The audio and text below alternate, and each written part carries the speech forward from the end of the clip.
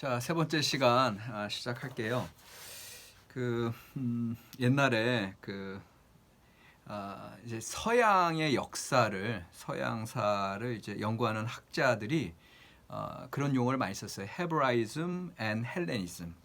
그래서 서양 문명의 근본적인 사상의 요체가 헤브라이즘과 이제 헬레니즘이다. 이렇게 두 개로 대표적으로 나눠서 헤브라이즘 같은 경우는 이제 정신적이고 도덕적이고 초월적인 세계를 얘기한다면 헬레니즘은 물질적이고 정치적이고 이성적인 세계 이제 이런 것들을 이제 이야기하고 있어요. 특별히 이제 1869년 매튜 아놀드라는 분 이제 옛날에 Culture and Anarchy 문화와 무질서라고 하는 책에서 그분은 두 사상의 대표적인 대조를 한 네 가지로 나눠요. 그래서 첫 번째는 헤브라이즘은 엄격한 죄 인식을 근거로 한다면 어떤 죄의식 같은 거.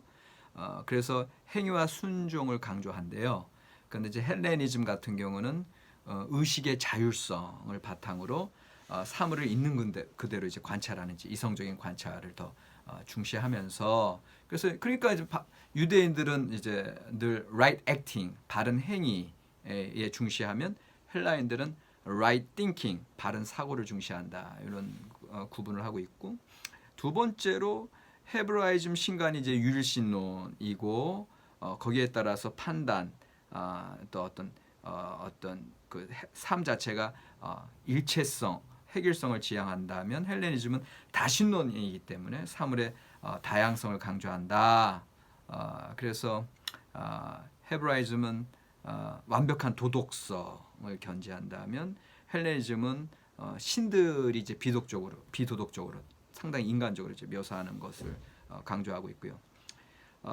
세 번째로 인간에 대해서도 헤브라이즘은 도덕적인 존재, moral being으로 규정하면 헬레니즘은 이성적인 존재, rational being으로 규정한다 이렇게 되어 있고 네 번째는 삶에 대한 이해, 우리 인생 삶에 대한 이해에 있어서도 헤브라이즘은 계속 변해가는 과정, becoming 변해가는 과정에 대해서 이해한다면 헬레니즘은 이미 결정되어 있는 존재성, 어떤 eternal being에 대해서 부각시키게 됩니다. 그 이외에도 뭐 여러 가지 또 계속 비교는 계속돼요. 그래서 헤브라이즘은 뭐 주관적 계시를 쫓고 헬레니즘은 객관적 이성을 쫓고 또 히브리 문화는 좀 배타적이고 비수용적인데 헬라 문화는 보편적이고 관용적이다. 이제 이렇게 얘기를 하는데 근데 이제 그래서 이제 심지어는 이런 유대인 학자 하이네라고 하는 사람은 모든 사람들은 유대인이거나 헬라인 둘 중에 하나의 부류에 속한다. 뭐 이렇게까지도 얘기를 해요. 그러니까 어떻게 보면 지금 우리가 가만히 들으니까 우리 기독교인들 성향은 조금 헤브라이즘 쪽에 가까운 것처럼 들릴 수 있는데, 근데 이제 이게 이제 옛날에 이제 이렇게 주장이 나왔지만 실제로는 꼭 우리의 삶 자체가 그렇게 이분법적으로 분명하게 구분이 되는 것도 아니고. 우리 기독교적인 사고 자체도 그렇게 개심만 쫓는 것이 아니라 이성적인 사고도 있는 거기 때문에 이걸 굳이 쭉 또 쫓아갈 필요는 없어요. 그런데 실제로 지금 제가 얘기하고 싶은 건 헤브라이즘과 헬레니즘이 아니라 유대주의와 주데이즘과 헬레니즘이거든요. 그러니까 구약 성경 자체에서도 아까 얘기했던 헤브라이즘과 헬레니즘은 서양사 역사적인 연구하는 분들이 이제 그렇게 전통적으로 고전적으로 얘기하셨다라는 얘기고 실제 제가 얘기하고 싶은 것은 실제 구약 성경의 주인공이었던 그 유대주의가 이 300년경 이후에 기원전 300년경 이후에 헬레니즘과 만났을 때 그들이 어떠한 길로 가느냐 이제 요거를 제가 이제 중심에서 이제 보려고 하는 거죠. 유대주의와 헬라주의의 만남. 바울이 아레오바고에서 히라빈들과 대화를 나누는 장면이 사도행전 17장 19절 이하죠. 바울은 유대인 중에 유대인이요 가말리엘의 문화죠. 이것이 어떻게 보면 유대주의와 헬라주의의 첫 만남이다. 이제 이렇게 얘기할 수도 있죠. 그러나 엄밀하게는 이미 예수님께서 활동하시기 이전부터 이스라엘 땅은 이미 헬라화돼 있었잖아요. 예, 그거를 이제 이미 알렉산더 대왕의 출현과 그 다음에 그 이후에 프톨레미 왕조, 셀루코스 왕조 이미 70인역이 나오고 그 다음에 예루살렘 지역도 상당히 그 헬라 문화와 헬라 교육이 이루어지고 있고 이런 것들이 쭉 있었거든요. 그래서 이미 주전 3세기, 주전 3세기에 헬라어로 번역된 70인역이 나왔고 그 다음에 알렉산더 대왕이 헬라 문화를 들고 팔레스틴에 나타나기 이전에 어떤 그 유대주의가 어떻게 이미 그 이전에도 유대주의가 상당히 많은 영향을 이제 헬라주의와 유대주의 상호 교류가 있었다고 하는 증거들이 많이 나타나고 있어요. 그 다음에 페르시아 제국 시대부터 이미 유대인들은 그 포로로 끌려갔으나 이제 국제적인 사회를 이제 보게 되는 거고요. 그렇기 때문에 이미 국제적인 그리고 다양한 민족들, 다양한 문화들에 대한 것이 충분히 열려 있었을 것이다. 유대인들에게 있어서 이거를 충분히 우리가 생각해 볼 수가 있고요.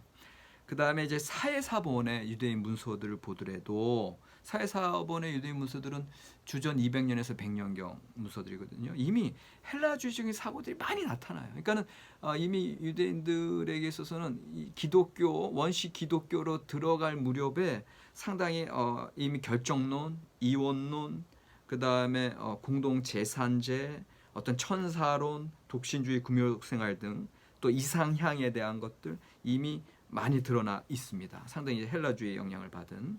그 다음에 알렉산드리아에 아까 말씀드린 유대인 철학자 필로 같은 분들도 나타나고 그 다음에 그 여러분들 그 주전 4세기 이미 주전 4세기에 그 아리스토텔레스의 제자 중에 한 사람이 증언하는 내용들이 있는데 그 증언하는 내용에 의하면은 한 유대인이 나타나요. 그래서 아리스토텔레스와 대화를 나눠요. 그리고 아리스토텔레스와 대화 나눈 다음에 아리스토텔레스 스승이 얘기하는 걸 그 제자가 전하는 장면이 있는데 그 유대인 철학자가 내가 그 유대인 철학자를 설득하고 그를 변화시켰다기보다는 그 유대인 철학자의 이야기들이 나에게 많이 감화를 줬다. 아리스토텔레스가 그렇게 얘기하고 아리스토텔레스는 알렉산더 대왕의 스승인데 그렇게 얘기할 정도로 상당히 유대주의에 있어서도 헬라주의와 충분히 교류할 수 있고 오히려 헬라주의가 관심 가질 만한 그런 내용들이 이제 이때 당시에도 이미 있었고 이미 교류가 나타나 있었다라고 하는 것을 이제 우리가 많이 보게 됩니다.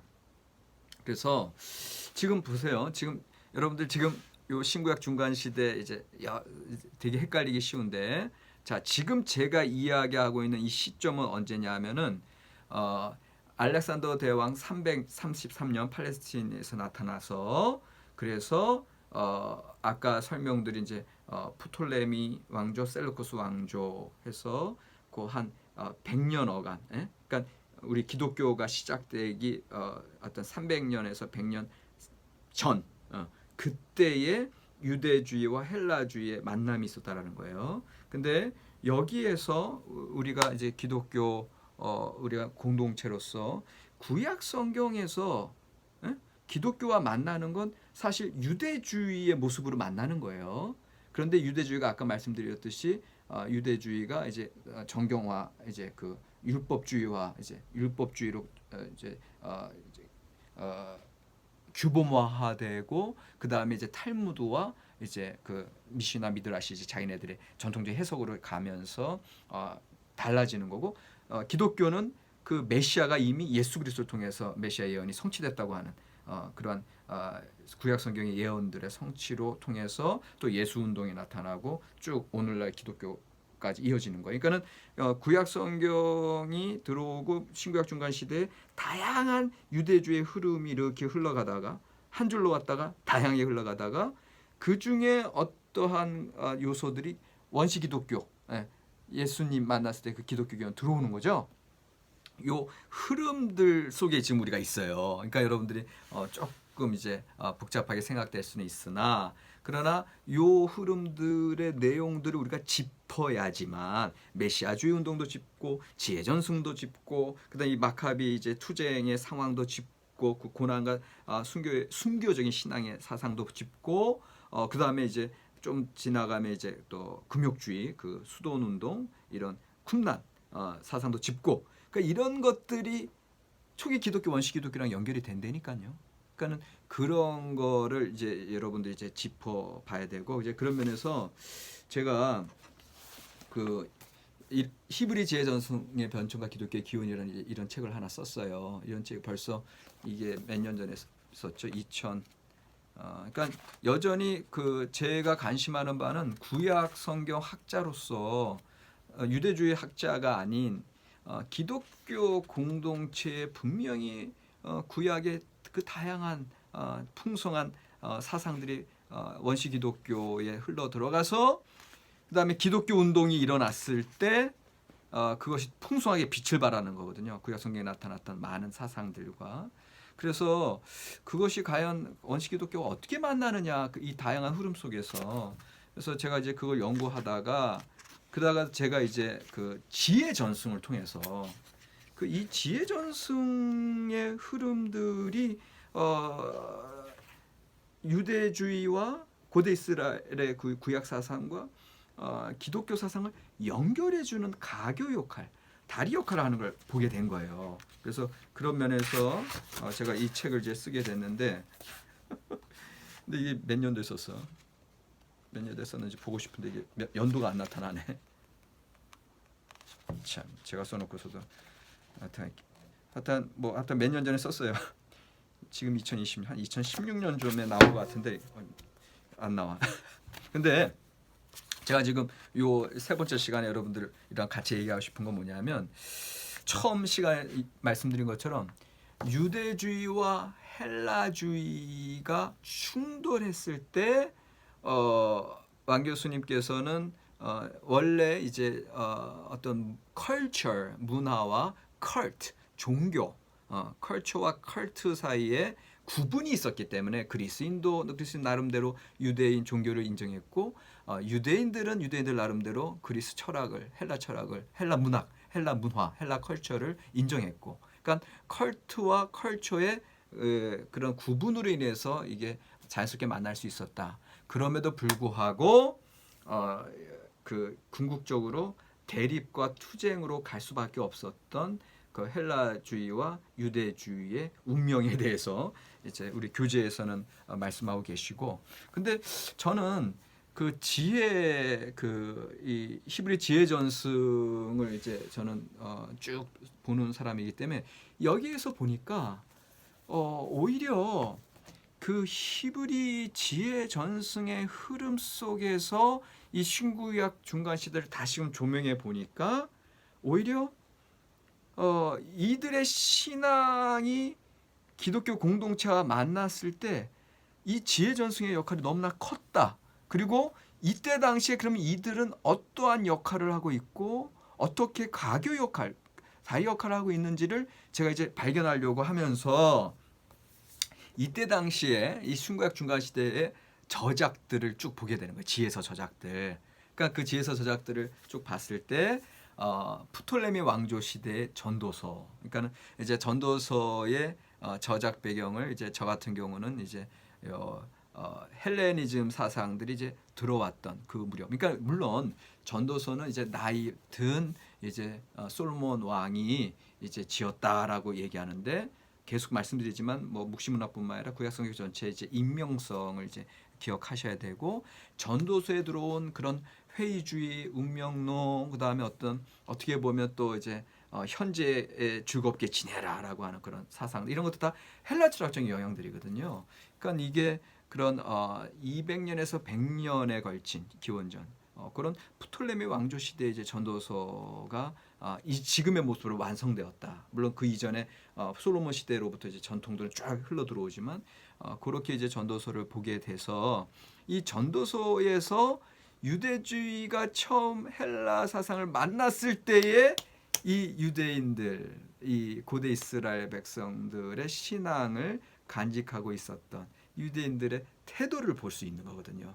그래서 그 전도서를 보게 되고 그 다음에 이 셀루코스 프톨레미 왕조 시대 전도서 셀루코스 왕조 시대에는 시락서가 나오는 거예요. 그 다음에 좀 뒤에 솔로몬의 지혜서가 나오고 이제 위경이에요. 시락서나 솔로몬의 지혜서는. 그런데 어쨌든 우리가 아까 얘기했던 제1 에녹서나 이제 이런 것들 또 제사에서라서 다 이제 외경 위경 이제 그 우리의 정경에는 들어오지 않지만 어쨌든 그래서 그때 시대에 이제 정경은 이제 전도서 하나고 그 다음에 이제 외경들을 보게 되고 그리고 더 나아가서는 그 쿰난에 나타난 그 지혜서들이 있어요. 그러니까 그런 것들을 쭉 이제 살핀 게 이 책인데 그러면서 그 지혜 전승의 역할이 없었다면 고대 이스라엘의 구약 사상과 신약 시대의 예수 운동의 연결을 짓는 그런 가교 역할을 했던 지혜 전승자들이 없었다면 그 예수 운동에 대해서 충분하게 과연 초대 교회가 설명할 수 있었을까? 바울 사도가 그걸 이해할 수 있었을까? 이제 이런 것들을 이제 바울 사도에까지 이어지게 할 수 있었던 것이 그 지혜 운동이었, 지혜 전승이었다. 이제 제가 그렇게 이제 이 책에서는 쭉 얘기하고 있는데 특별히 전도서에 있어서는 어떻게 그 유일신 사상이었고 오히려 특정한 민족의 선택된 계약 사상을 갖고 있었던 자들이 어떻게 이 시대에 그걸 통합할 수 있었는가? 그 세계 종교였던 헬라주의를 헬라 문화를 통합할 수 있었을까? 요게 이제 제 질문의 시작입니다. 그래서 요 책의 91쪽에 보면 이 책의 91쪽에 보면 어떻게 유대교의 신정주의 체제가 여전히 헬라 문화적 상황 속에서 유지될 수 있었는가? 요거고 그 위에는 또 어떤 얘기하고 있냐면은 유대주의는 헬라주의 이 거친 파도 속에서도 전통의 보존과 변혁을 절묘한 조화 가운데 완성하며 이 경랑의 시기를 간통했다. 이제 요거를 이제 보면서 그러면서 이것이 어떻게 가능했나를 이제 이야기를 이제 하고 있습니다. 그래서 95쪽 이 95쪽에서 제가 또 뭘 얘기하냐면 오히려 초기에는 그 유대인들도 환영했다고 아까 제가 강의 중에 나왔지만 세계 문화화의 접촉을 통해 얻게 되는 경제적인 풍요함, 생활 방식의 개선 그리고 먼 곳으로의 여행의 기회의 확대. 잠언서 7장 19절에 이런 모습이 좀 나오는데 이런 문화적인 향유가 유대인들을 단지 배타적으로 그 헬라 문화를 배척하기보다는 실질적인 이득 또 문화적인 매력이 더 크게 작용하고 있었다. 요거를 이제 보고 있고요. 그래서 세 가지 측면에서 여전히 95쪽인데 이 책을 이제 우리 가지고 계신 이제 구약 전공 분들이 있으시고요. 여기 이제 없으신 분들은 이제 제가 이제 좀 책을 아직 가지고 있어요. 책을 가지고 있으니까 저한테 문의하시면 제가 이제 좀 제공할 수 있도록 상당히 싼 가격에 제공할 수 있도록 할게요. 그러니까 이제 우리 구약 전공자들은 이 책은 좀 있으셔야 돼요. 예. 지도 교수의 책이고 그다음에 제가 제일 관심하는 분야 최근에 나온 이제 연구소 중에 하나이기 때문에 여러분들이 이거를 좀 구입하시면 좋겠습니다. 그래서 오늘 강의에도 충분히 공헌할 수 있는 내용이 있기 때문에 제가 좀 소개를 하고 있습니다. 그래서 이 전면적인 충돌, 유대주의와 헬라주의가 전면적으로 충돌하기보다는 수용과 통합의 길을 가고 있었던 세 가지 이유가 있는데 첫 번째가 뭐냐? 당시의 그리스 제국 정부가 유대교의 유일신적 신앙을 자신들의 헬라 문화 전파에 그렇게 큰 위협의 요소로 보지 않았다. 아까 말씀드린 컬처. 그러니까는 문화와 종교의 어떤 그런 구분들 이런 것들이 분명하게 작용하고 있었다. 그러면서 96쪽으로 넘어가시면 세 번째 줄에 결국 인문주의의 주창자들인 헬라 문명에서는 국가와 그 밖의 삶을 넘어서는 계시의 종교는 없었던 것이죠. 그러니까 유대인들이 있는 그대로 이제 받아들일 수 있었다는 거고 또 어떠한 종교적 위협 또는 신앙적 도전으로 유대인들은 받아들여지지 않았기 때문에 처음부터 유대주의와 헬라주의는 대립이 아닌 타협과 조화의 바탕에 있었다라고 하는 거. 요게 이제 두 번째 이제 근거가 되고요. 그다음에 세 번째 근거가 97쪽에 유대인들의 입장에서 헬레니즘 문화와 통합의 방향으로 갈 수 있었던 또 다른 이유는 자신들의 정체성과 신앙을 표현하는 수단으로 헬라의 문화를 사용했다는 사실이다. 대표적으로 프톨레미 2세 시대, 프톨레미 2세 필라델포스 황제 시대에 그의 후원으로 오히려 70인역이 탄생하거든요. 알렉산드리아 지역에서 이런 것들을 이제 우리가 이제 보고 있고요. 종교적인 문제와 헬라 문화가 구별되어 있었다는 거. 그리고 이것이 나중에 알렉산드리아의 필로와 솔로몬의 지에서 보면은 유대인이면서 필로는 헬라 철학을 수용하고 있고 솔로몬의 지에서 같은 경우 유대 이제 고대 이스라엘의 야훼 종교 유일신 종교가 그 헬라의 문화의 세례를 입은 게 이제 솔로몬의 지혜서거든요. 이런 것들이 쭉 펼쳐지는 것을 볼 수가 있습니다. 그래서 이 책의 99쪽에 가니까 실제로 초기 그리스인들 헬라인들의 통치 기간 동안 유대인들의 유일신론이 그들의 지배에 큰 장애로 여겨지지 않았던 이유는 종교를 문화의 한 현상에 불과한 것으로 여기기에 유대인들의 종교를 세속적인 관점에서 대수롭지 않게 받아들였기 때문이다. 반면에 유대인들에게 종교는 문화와 전적으로 다른 계시적 체계였다. 그러니까는 그 문화는 구분이 되기 때문에 그 헬라 문화를 충분히 수용하고 받아들였다. 그럴 수 있었다라는 얘기입니다. 이런 환경에서 이런 상황에서 전도서가 나왔다라는 소리예요. 그러니까는 오히려 대립과 갈등 어떤 그런 관계성이 아니라 이런 대화하고 통합하는 그런 노력을 기울이는 요것이 지혜 전승자들에게 있었기 때문에 이 시기에 나온 전도서의 경우에 구약의 야훼 종교 사상을 여호와 경외 사상을 지혜 신학을 받아들이면서도 요 헬라적인 것들이랑 융합할 수 있었다. 이게 이제 이 책에서 하는 얘기인데 이 책에 요 해당되는 과에서 얘기하고 있는데 자 101쪽에 가시면 전도서에서요 그 우리 기존의 구약 성경으로서 받아들이지 못할 그런 특징들 두드러진 특징들이 많이 나타나는데 첫 번째 전도자는 이전에 이 구약 사상에서 찾을 수 없었던 개인의 관찰과 경험에 집중하는 개성의 소유자다. 그러니까 여러분들 이거 보세요. 구약 성경의 인물들 보실 때 얼마나 자기의 어떤 개성과 자기의 경험들 그런 관찰들을 중시해요. 처음이죠. 전도서의 전도자. 그러니까 이런 것들이 상당히 헬라화된 유대인의 모습을 이제 보여주고 있는 거고요. 둘째, 전도서는 보편주의를 표방하죠. 물론 이제 포로 후기 예언자들에게서도 이제 보편적 예언 사상들이 이제 나오기 시작하지만 전도서처럼 이런 일반적인 이스라엘에 대한 언급 없이 이런 보편주의를 표방하는 자가 없고요. 세 번째, 전도자의 비판적인 사고력.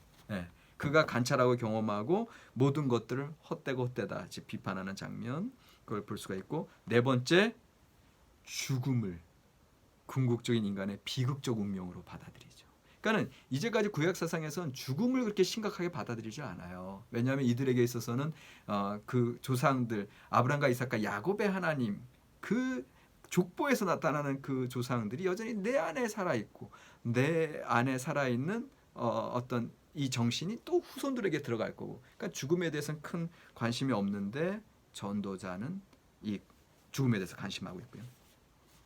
다섯 번째, 영혼에 대한 관념들이 부각이 되고 있고 그러면서 끝으로 현재의 기쁨에 집중하라. 어떤 하나님의 섭리를 신뢰할 수 있는 이런 것들 보면서 그 섭리 가운데 오늘의 삶에 충실하라. 이렇게 나타나는 것 자체는 어떤 하나님의 어떤 자유하심 그리고 하나님의 어떤 모든 것을 정해놓으신 그런 운명론적인 어떤 하나님의 계획과 하나님의 시간표에 나아가려고 하는 그런 모습들, 이게 상당히 기존의 구약 사상과는 상관없는 이런 모습들을 우리가 이제 보게 되죠. 그런데 중요한 건 자, 106쪽으로 넘어오면 이제 퍼듀와 같은 지에서 네오 퍼듀라고 하는 학자가 그럼에도 불구하고 여전히 전도자의 회의주의와 헬라 사상의 회의주의는 구분점이 있다, 차이가 있다. 그것은 바로 전도자가 하나님의 존재를 늘 염두에 두고 있다는 사실이다. 그러니까는 이제까지 봤을 때는 전도서는 반전통주의고 구약의 사상의 흐름과는 달라요. 그럼에도 불구하고 전도서 기자가 헬라주의의 회의주의로 쫓아가는 건 아니에요. 전도자는 전통적인 지혜 전승과 초기 헬레니즘의 정신을 사회 변동의 상황 속에서 통합하고 있다. 그러니까 이제 제가 얘기하고 싶은 게 요거예요. 우리가 받아들이는 전통적인 사상이 있어요. 그런데 새로운 흐름들, 새로운 이 포스트 코로나 시대, 새로운 사회의 변화의 시절에 우리가 있어요. 근데 우리가 이런 상황 속에서 어떠한 태도로 새롭게 교회가 나아가고 새로운 크리스찬의 신앙의 삶의 변화가 나타나야 될지, 이것에 대해서 이제 우리가 이 전도서를 통해서 지혜를 얻어야 된다, 이 얘기를 지금 제가 하고 있습니다. 그러면서 107쪽에 히브리 지혜 문학을 연구하는 학자들은 일단의 지혜자 집단들이 이스라엘 역사 내에 존재했음을 밝힌다. 제가 이거 이야기하는 거 결국은 이 히브리 지혜 전승의 보존자들, 이 지혜 집단들의 활동이 너무너무 중요하다는 거고, 그래서 어떻게 해서 이 독특한 계약 사상의 야훼 사상, 유일신 신앙의 유대주의가 이 헬라주의를 맞닥뜨려서도 잘 조화롭게 융합하는 길로 갈 수 있었느냐? 이것은 111쪽에 지혜 전승 자체 내의 현실적이고 비판적이며 숙고적인 경향과 무관하지 않다 이거예요.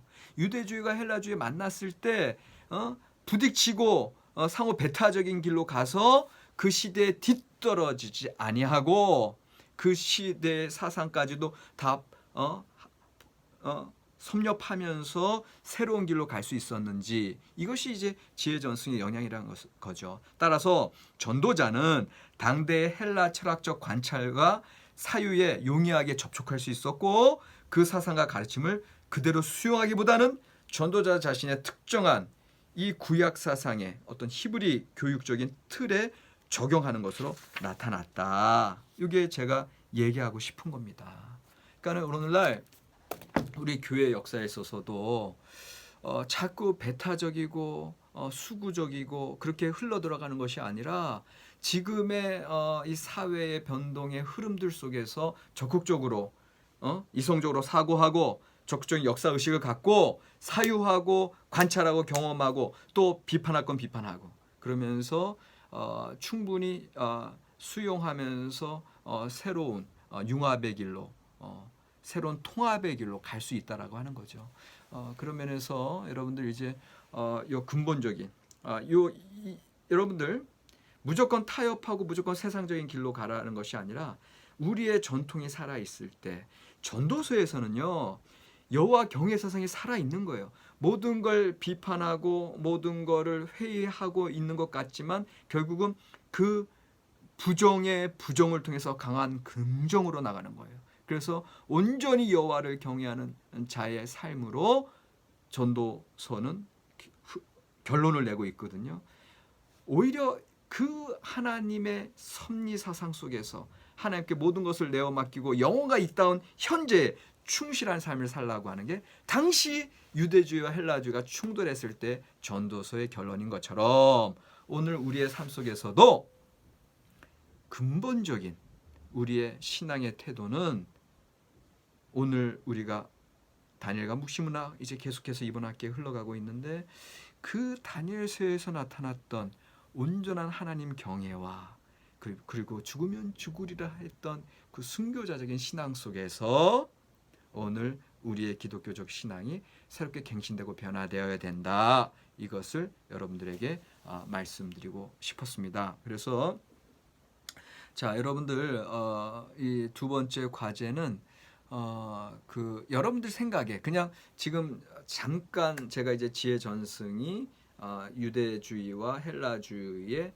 만남에 있어서 중요한 역할을 했다. 요거는 이제 여러분들이 이제 그냥 덧붙여서 써주시면 되고요. 여러분들이 보시기에 유대주의와 헬라주의의 만남이 통합과 융합의 과정으로 이제 쉽게 갈 수 있었던 것들에 대해서 제가 쭉 설명드렸어요. 그래서 거기에 대해서 여러분들이 좀 정리를 해주시면 좋겠습니다. 고맙습니다.